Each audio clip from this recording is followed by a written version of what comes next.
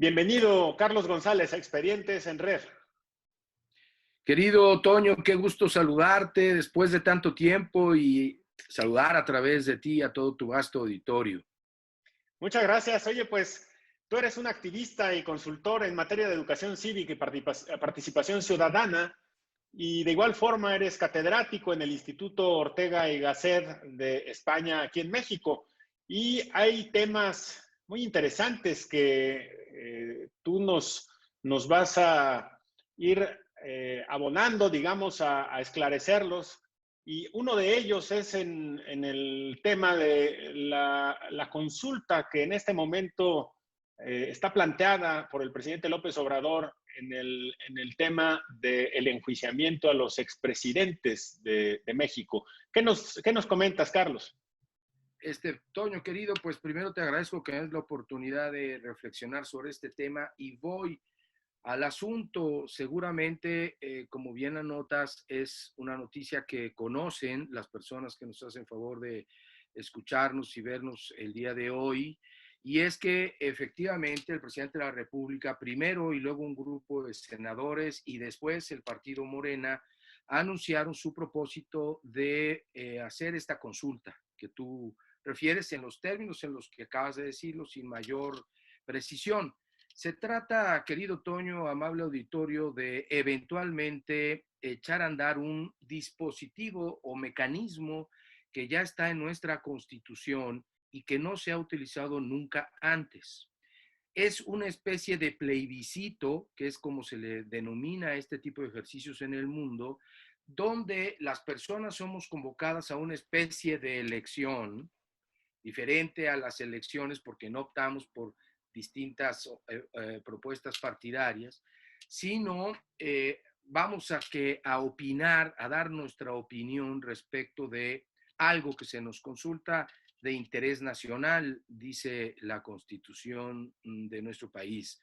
Y al convocarnos, nosotros vamos a una decisión plebiscitaria, se dice, porque en esencia tendríamos que decir sí o no a una discusión que quizás sea muy compleja, como esta puede ser, en donde lo más importante, por tanto, es que se conozcan con claridad cuáles son las opciones del sí y del no y cuáles son sus consecuencias después de un debate que tendría que ser muy público, muy abierto, muy transparente. Bueno, esto ya está en nuestra Constitución, modificada este año del 2020, ya estaba antes y hubo 4 intentos que se propusieron para hacer consultas populares y ninguno de ellos prosperó. ¿Cómo estaba antes? Para decirlo en una nuez, coincidentemente con las elecciones federales, es decir, por ejemplo, el próximo año, tendría que hacerse una consulta el día de la elección, el primer domingo de junio. Esta característica temporal se modificó, es muy importante tenerla en cuenta, muy importante por todo el debate que ello supone, para que de prosperar la nueva propuesta en este caso, de Andrés Manuel López Obrador, el señor presidente, su bancada del Senado y el partido Morena, que lo postuló, de prosperar tendría que realizarse el primer domingo de agosto, ya no en junio. Así que aquellas personas que suponían que la intención era que políticamente lo analizaban, el presidente o su causa figurara en la misma casilla el día que íbamos a ir a votar por las y los diputados y en todo el país se iban a realizar 32 elecciones locales, eso no es viable. Primero eso hay que decirlo. Ya no es viable porque la Constitución se modificó y si hubiera consulta la habría en agosto. Primer tema. Ahora, ¿qué es esto? Como digo, es una manera de poner a discusión pública y a decisión del electorado, de la ciudadanía, una opción entre sí y no de algo trascendente. Para el presidente, la bancada de Morena en el Senado y el partido Morena es trascendente consultar respecto de si se debe o no enjuiciar a los expresidentes por actos de corrupción. Si se aprobara esta consulta, tendríamos que ir a opinar si estoy de acuerdo en que se enjuicie, no estoy de acuerdo en que se enjuicie. Bueno, más allá de la pertinencia, de la constitucionalidad de la pregunta, lo que hay que señalar es qué debe ocurrir para que esa consulta o cualquier otra se realice. La Constitución de México dice que lo puede proponer en efecto el presidente. No la ha propuesto formalmente, la anunció, pero no la ha propuesto. La tiene que proponer ante la Cámara de Senadores o la Cámara de Diputados. No lo decide él o ella si fuera una presidenta. La presidencia lo propone. Puede ser. Otra opción es que el 33% de las y los diputados o las y los senadores hagan una propuesta, que podría ser la que enunció el presidente u otra, pero en este caso podría ser la del presidente. Y ya hay un registro de 15 senadores que no alcanzan el 33% de los 128 senadores, senadoras todavía, pero entiendo que tendrían el plazo hasta el 15 de septiembre para manifestarse. O bien puede ser que haya una recolección de firmas. Yo creo que ya todos hemos visto que hay mesas con este propósito en las calles de nuestras ciudades para juntar un total de firmas que represente el 2% del listado nominal del país, o de la lista de electores. Si la lista de electores es ya casi 100 millones, vamos a redondear 90 y tantos, estamos hablando de casi 2 millones de firmas que se requieren. Y esas 2 millones de firmas a su vez tienen que venir de una representación suficiente de la República. No puede ser que todas digamos, se recaben en la Ciudad de México o en alguna otra entidad. Tiene que ser representativa. Ok. Si eso ocurriera, entonces la Cámara de Diputados le pediría al Instituto Nacional Electoral que revise que esas firmas son de gente que en efecto está con sus derechos plenos en el padrón electoral. Si eso fuera así, entonces habría que preguntarle a la Suprema Corte de Justicia si esa pregunta o la que fuere tiene una base constitucional, es decir, se corresponde con la Constitución. Sobre todo porque el artículo 34 de nuestra Constitución, que rige estas consultas, y por cierto, la revocación del mandato, que es otro instrumento que ahí está también medio de repente volando entre la mente o el discurso político en México, el 34 dice que se pueden consultar cualquier asunto relevante nacional, excepto varios temas que ahí se señalan, entre ellos aquellos que tienen que ver con el ejercicio de los derechos y la legislación aplicable a los derechos humanos. Entonces, hay quienes señalan que no procede con base al sistema judicial mexicano, a la impartición de justicia y a la protección de los derechos humanos, preguntar si se le va o no iniciar un juicio a alguien, independientemente de quién fuere y cuáles fuesen las razones para hacerlo. Es difícil pensar que en efecto se sometiera a una votación, digamos, si se aplica la ley o no en casos de corrupción, como es el caso, sean o no expresidentes de la República. Pero eso es tema de otro costal, querido amigo, sería desde luego atribución de la Suprema Corte decidirlo. Lo que yo quiero decir para concluir esta ya larga respuesta, mi querido Toño, no es nada más que el presidente diga que se va a hacer y se haga. Si es una consulta popular en los términos de la Constitución, no tenemos una ley reglamentaria todavía, entonces tiene que colmar todos estos extremos y pasar por todos estos pasos, valga la redundancia, para que se pueda realizar no en junio, sino en agosto. En todo caso, querido Toño, independientemente de que esta consulta o cualquier otra prospere, creo que ya tiene una virtud el asunto. No me estoy refiriendo a si hay que preguntar a la gente si se enjuicia o no un expresidente. No me estoy refiriendo a eso.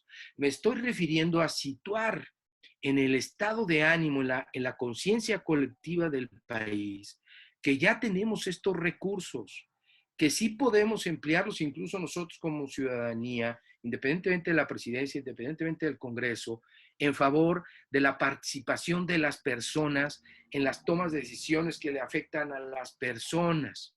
Y eso, querido Toño, sería una novedad en la República, pero no en el país. Mientras tú y yo conversamos, concluyo, hay un debate jurídico ya institucional en Jalisco, en Tlaquepaque, respecto de la eventualidad de un plebiscito a realizarse en ese municipio. Mientras tú y yo conversamos, ya se autorizó, pero se está viendo la manera de aplicar una revocación del mandato en Ciudad Juárez, Chihuahua. Mientras tú y yo conversamos, en la Ciudad de México se están integrando las comisiones de participación comunitaria que prevé la nueva ley de participación ciudadana. Y así, querido, en todo el país ya está viendo el ejercicio con la Constitución y la ley en la mano de estos instrumentos que pueden revitalizar nuestra democracia, incluso, déjame decir algo que va a parecer casi una afrenta, incluso más que las propias elecciones. Carlos, como bien lo señalas, la virtud de este tipo de mecanismos es incentivar la participación ciudadana. Se ha visto en los comicios federales, en los comicios locales, que la participación ciudadana no necesariamente atiende a lo que requiere nuestra democracia. Este tipo de mecanismos, más allá del fondo, sin meternos al fondo, de si es procedente o no enjuiciar a un expresidente y hacerlo vía de una consulta, ese mecanismo, por supuesto que la participación ciudadana es completamente deseable. ¿Qué apunte final puedes generar al respecto con un especial énfasis, Carlos? Con mucho gusto. Diría a propósito de lo que tú acabas de señalar con toda claridad, como dicen en mi pueblo, que es este de la Ciudad de México, una cosa es una cosa y otra cosa otra cosa. Digamos que una cosa es decidir si se va a enjuiciar a los expresidentes por corrupción y otra cosa es decidirlo si se va eso a procesar en una consulta, ¿no? Entonces, yo creo que hay que separar las cosas. Si se enjuicia o no a alguien, a quien sea, tendrá que ser porque hay una causa jurídica que perseguir y un tribunal donde esa persona pueda incluso defenderse porque la Constitución le consagra sus derechos. Pero eso es una cosa. La otra cosa es el uso de estos mecanismos. Yo diría, para decirlo también en una nuez, estos mecanismos de participación ciudadana son mecanismos virtuosos. ¿Por qué? Porque permiten acercar a los gobernantes a los gobernados, cosa que ahora parece de una lejanía abismal. Son mecanismos virtuosos porque permiten legitimar decisiones, porque permiten llevar las decisiones a la gente. Y eso, mi querido Toño, a menos que esté equivocado desde hace muchos años, casi toda la vida, en eso consiste la democracia, en que la gente es el gobierno del pueblo, ¿no? Entonces, en que el pueblo o la gente gobierne a través de mecanismos de voto, de representación, pero también directos. Entonces, son mecanismos virtuosos que no deberían desvirtuarse por andar usándose mal.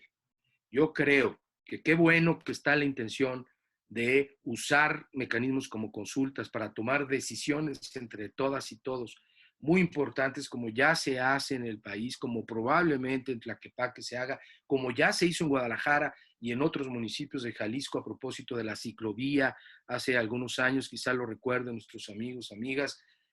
Son mecanismos muy virtuosos, muy favorables, muy positivos, si se usan bien.